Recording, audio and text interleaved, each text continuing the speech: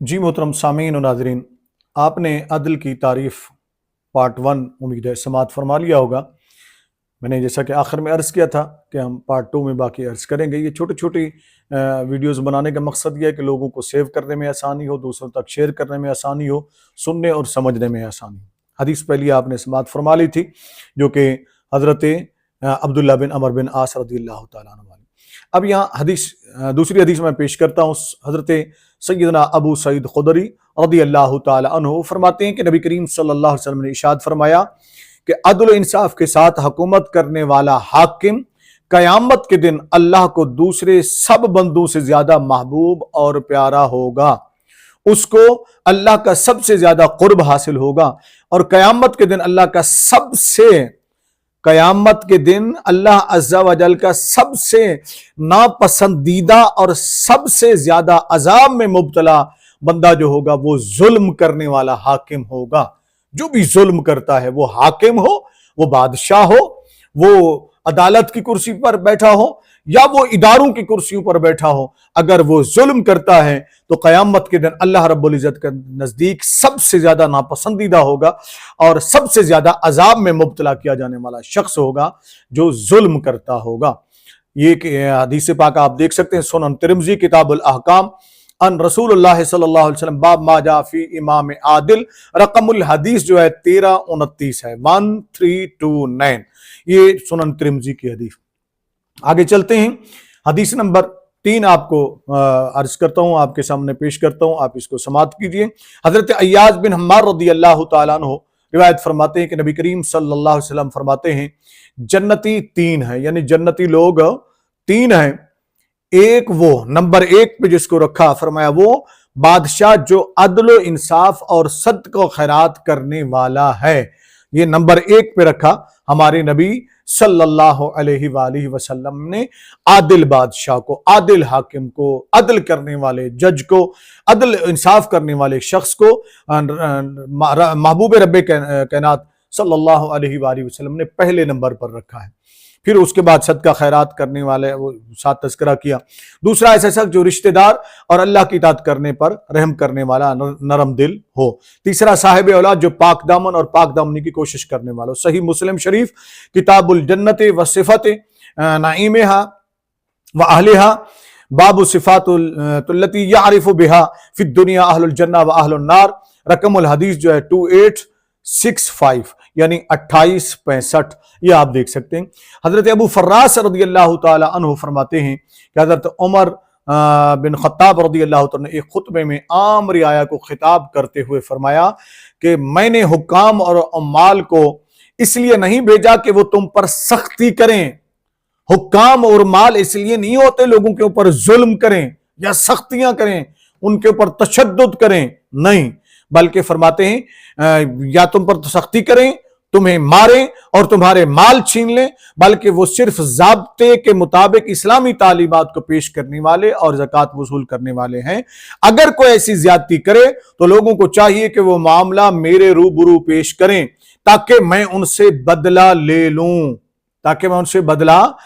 लूं। आज तो यहाँ जुल्म करने वाले समझते हैं कि हम इस्तिस्ना ले लेंगे, हम ये कर लेंगे, हम वो कर लेंगे, वो पता नहीं क्या क्या कुछ बन बैठे। इस पर हम अलग से एक मौजू इंशाल्लाह रिकॉर्ड करवाते हैं और तफसील से बताते हैं आपको। यहाँ जवाबदेही है कि हर हाकिम को, हर आमिल को, हर गवर्नर को, हर ओहदे पर बैठने वाले शख्स को जवाबदेह होना पड़ता है, उसे जवाब देना होगा। ये अदल के तकाजे हैं, अदल के तकाजों से कोई मुस्तस्ना नहीं है कि उसको इस्तिस्ना दिया जाए और उससे पूछा ही ना जाए, नहीं, जवाबदेही करनी पड़ती है और जवाब देना पड़ता है। अब आगे चलें, सैयदना फारूक आजम रज़ियल्लाहु अन्हु इस पर हजरत अमर बिन अल-आस रज़ियल्लाहु तआला ने अर्ज किया कि अगर कोई हाकिम तंबीह व तादीब के लिए अवाम के साथ, रवैयत के साथ किसी आदमी पर हाथ उठाए तो क्या आप उससे भी कसास लेंगे? फरमाया कि बेशक मैं उससे भी कसास लूंगा। फिर फरमाते हैं कि मैंने, यानी अगर किसी को, वो फरमाते हैं कि तंबीह व तादीब के लिए भी अगर किसी ने जुल्म किया, ज्यादती की, उसको भी कसास देना पड़ेगा। چونکہ ایک قانون ہوتا ہے، قانون کے مطابق جو سزا بنتی ہے وہ کسی بھی شخص کو دی جائے، بغیر قانون کے کسی کو اٹھا لینا، کسی کو غائب کر دینا، کسی کو مار دینا، کسی کو قتل کر دینا، ظلم کرنا، کسی کا گھر جلا دینا، بیٹیوں کو گھروں سے اٹھا لینا، ماؤں کو گھروں سے اٹھا لینا، سڑکوں پر سے طاقت کے زور کے اوپر اپنے آپ کے فرعون سمجھ لینا، تو سیدنا فاروق اعظم رضی اللہ تعالیٰ نے فرمایا کہ ہاں ایسے شخص سے بھی قصاص لیا جائے گا، اسے بھی قصاص دینا پڑے گا، اس کے جرم کے مطابق جتنا اس نے سختی کی ہوگی، اتنا اس نے ظلم کیا ہوگا۔ پھر وہ فرماتے ہیں کہ میں نے، سیدنا فاروق اعظم رضی اللہ تعالیٰ نے فرمایا کہ میں نے رسول اللہ صلی اللہ علیہ وسلم کو دیکھا کہ اپنے نفس تک کے بارے میں دوسروں کو بدلہ لینے کی پیشکش فرمائی نبی کریم صلی اللہ علیہ وسلم۔ یہ اگلے چیپٹر میں کہ کیا کسی کو استثناء ہے اسلامی انصاف کے اندر یا عدل کے اندر۔ یہ حدیث پاک آپ دیکھ سکتے ہیں سنن ابو داؤد کتاب الدیات باب القود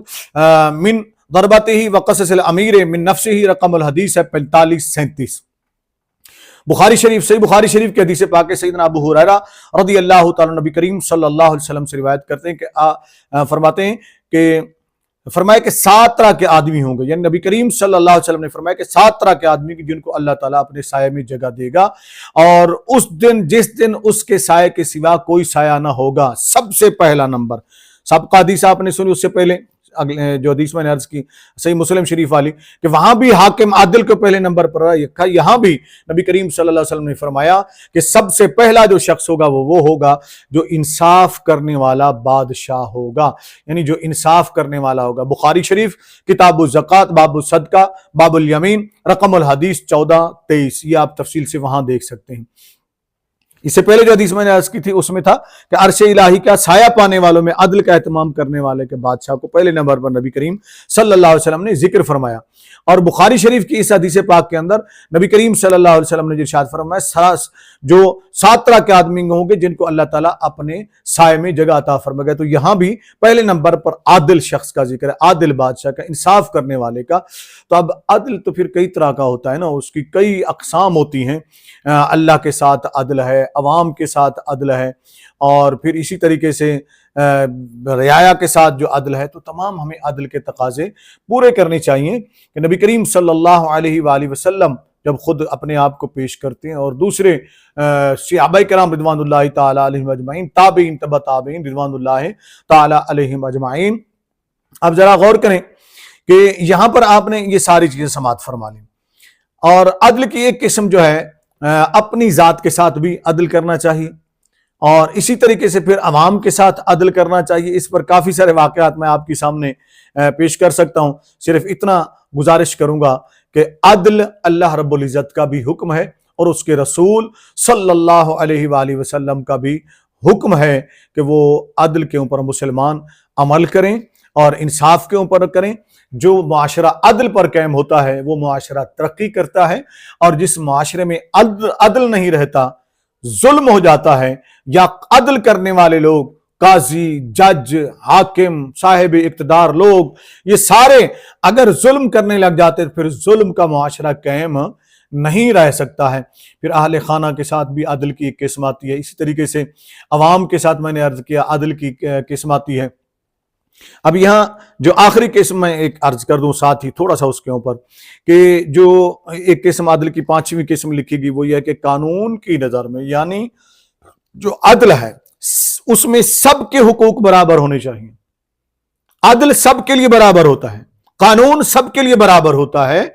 اور سب کو ایک نظر سے دیکھنا چاہیے۔ ایسا نہیں ہو سکتا کہ ایک کے لیے ایک قانون ہو، دوسرے کے لیے دوسرا قانون ہو۔ اللہ رب العزت ہمیں عمل کرنے کی توفیق عطا فرمائے اور بد عملی سے بچنے کی توفیق عطا فرمائے۔ نبی کریم صلی اللہ علیہ وآلہ وسلم نے آگے کیا فرمایا؟